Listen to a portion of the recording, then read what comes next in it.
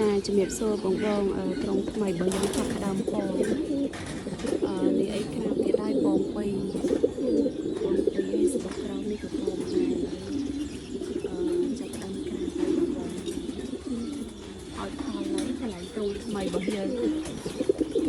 នេះក៏បានផងដែរបងហើយ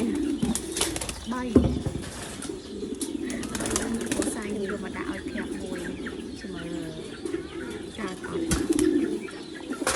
បានខែបងទុកស្បុកនេះជួលលើខ្ញុំថតអត់ដល់ពុកពេកចឹងអត់ផលហើយបងផលច្រើនចឹងស្បុកនេះអីដើម្បីជួយក្រាបអស់ឲ្យបងហើយស្អាតមែនទែនពេលយើងរៀបចំចេះទៅវាឲ្យផលបានច្រើនវាចាប់ផ្ដើមផលិតកូនឲ្យឯបងស្អាតទៅឲ្យស្បុកហ្នឹងដាក់ទៅមកខ្លំជាមួយនឹងធៀបនឹងហ្មងដាក់ទៅល្មមជាមួយនឹងព្រាបនឹងហ្មង